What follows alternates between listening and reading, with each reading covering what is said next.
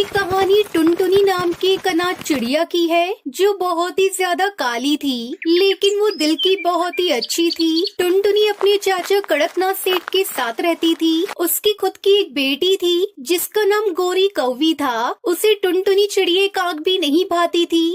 अरे पिताजी देखो, इस टुनटुनी की बच्ची को, इसने आज फिर से मुझसे बिना पूछे मेरे बर्गर खा लिए। क्यों रे टुनटुनी, तूने मेरी बेटी का बर्गर कैसे खा लिया? चाचा जी, मैंने आपसे कहा तो था कि मुझे बहुत जोरों की भूख लगी है और मुझे बर्गर खाने हैं, इसलिए मैंने गोरी बहन के बर्गर खा लिए। वैसे भी उनके पास बहुत सारे बर्गर रखे हैं। मैंने तेरी इन सब चीजों का ठेका नहीं ले रखा है, समझी? तुम्हें इस घर में खाने को मिल रहा है, उसे ही अपनी गनीमत समझ। और आज के बाद से खबरदार, जो मेरी बेटी के बर्गर को हाथ भी लगाया।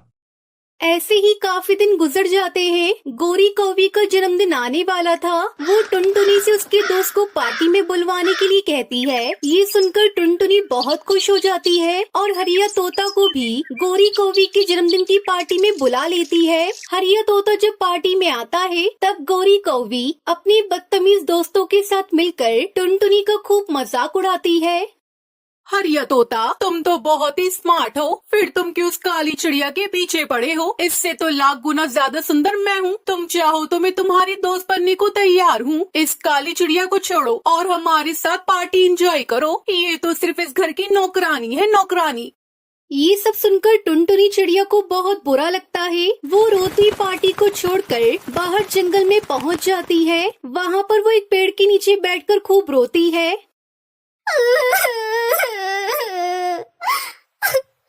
माँ, पिताजी कहाँ हैं आप लोग? इतनी जल्दी क्यों चले गए मुझे छोड़कर? मुझे भी अपने पास बुला लो। यहाँ किसी को भी मेरी कदर नहीं है। जिसे देखो सब मेरा मजाक बनाते रहते हैं। कभी मेरे काले रंग का तो कभी मेरे कपड़ों का। मैं अब इतनी काली हूँ तो उसमें मेरा क्या कसूर है? मैं जन्म लेते ही मर क्यों नहीं गई? कम से कम मुझे आज ये सब तो नहीं झेलना पड़ता। तभी उसे एक आवाज सुनाई देती है। प्यारे चिड़िया, क्यों रो रही हो? क्या परेशानी है मुझे बताओ। रोने से कुछ भी हल नहीं होने वाला। डरो मत टुनटुनी, मैं जादुई पेड़ हूँ। मैं तुम्हें कोई नुकसान नहीं पहुँचाऊंगा। मैं तो यहाँ तुम्हारी मदद के लिए आया हूँ। मुझसे किसी की परेशानी देखी ही नहीं जाती। मुझे बताओ तुम क्यों रो रही हो? शायद मैं तुम्हारी कोई मदद कर सकूँ। क्या सच में आप मेरी मदद करोगे? फिर टुनटुनी उस पेड़ को सब कुछ बताती है। बहुत मुश्किल से तो मेरा एक दोस्त बना था और आज मेरी बहन ने उसके सामने मेरी इतनी बेइज्जती करी। अब तो मुझे नहीं लगता अब वो दोबारा मुझसे कभी बात भी करेगा, इसलिए मैं पार्टी से निकलकर यहाँ जंगल में आ गई। जो तुम्हें प्यार करेगा उसे तुम्हारे रंग से कोई फर्क नहीं पड़ेगा। और अगर तुम्हारा दोस्त सच में तुमसे प्यार करता है, उसे तुम्हारी बहन गोरी की बातों का भी कोई फर्क नहीं पड़ेगा। तुम रोना बंद करो। प्यार रंग से नहीं दिल से होता है, और तुम्हारा दिल तो सोने जैसा है। तुम क्यों इतना उदास हो रही हो? रंग रूप से कुछ नहीं होता। टुनटुनी, तुम बहुत अच्छी हो और मुझे तुमसे बात करके बहुत अच्छा लगा। मैं तुम्हें कुछ देना चाहता हूँ जिससे तुम्हारी परेशानी हमेशा के लिए खत्म हो जाएगी। ये कहकर वो पेड़ जादुई बर्गर के घर में बदल जाता है। सुनो टुनटुनी, जादुई बर्गर घर के अंदर आ जाओ। इस बर्गर घर के अंदर तुम्हारे लिए बहुत सारी सुविधाएं और तुम्हें जो कुछ भी चाहिए होगा इस घर के अंदर तुम्हें वो सब मिलेगा। टुनटुनी ये बातें सुनकर बहुत ही खुश हो जाती है और वो खुशी से उस जादुई बर्गर के घर के अंदर चली जाती है। जब वो अंदर जाती है तो वो वहाँ देखती है कि वहाँ जरूरत की सारी चीजें मौजूद थी और बहुत सारे स्वादिष्ट बर्गर भी रखे थे, जिसमें से टुनटुनी बर्गर को खा लेती है और तभी चमत्कार होता है। टुनटुनी बहुत ही खूबसूरत चिड़िया में बदल जाती है। उसका काला रंग गोरे रंग में निखर जाता है और वो बहुत ही खूबसूरत दिखने लगती है। अरे वाह, ये तो चमत्कार हो गया। मैं कितनी सुंदर दिख रही हूँ। मुझे तो यकीन ही नहीं हो रहा है कि ये मैं हूँ। थैंक यू जादुई बर्गर के घर। तभी टुनटुनी को एक आवाज सुनाई देती है। टुनटुनी, तुम चाहो तो हमेशा के लिए इस बर्गर के घर में रह सकती हो। लेकिन अभी तो मैं पार्टी में जाना चाहती हूँ।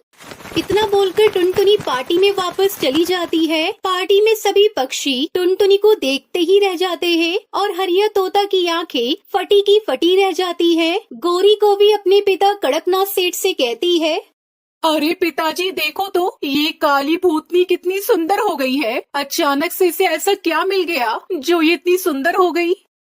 मुझे भी नहीं पता, ये तो सच में गोली हो गई। क्या लगाया कल मुही तूने अपने चेहरे पे, बता जल्दी। क्यों नहीं चाचा जी, मैं आपको सब बताती हूँ। और फिर टुनटुनी अपने चाचा को जादुई बर्गर के घर के बारे में सारी बात बताती है। लेकिन चाचा जी, मैं उस बर्गर के घर में अकेले नहीं रहना चाहती। मैं चाहती हूँ कि आप लोग मेरे साथ उस जादुई बर्गर के घर में रहें। आखिर मैं आप लोगों के बिना वहाँ कैसे रह सकती हूँ। ये सुनकर कड़कनाथ सेठ की आंखों में आंसू आ जाते हैं।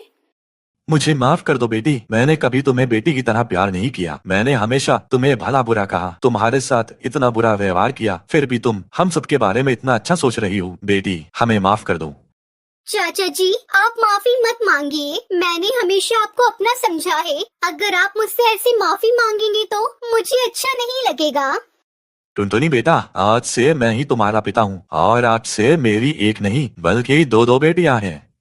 इतना बोलकर कड़कनाथ सेठ टुनटुनी को गले लगा लेता है और फिर वो सभी एक साथ मिलकर हंसी खुशी जादुई बर्गर के घर में रहने लगते हैं।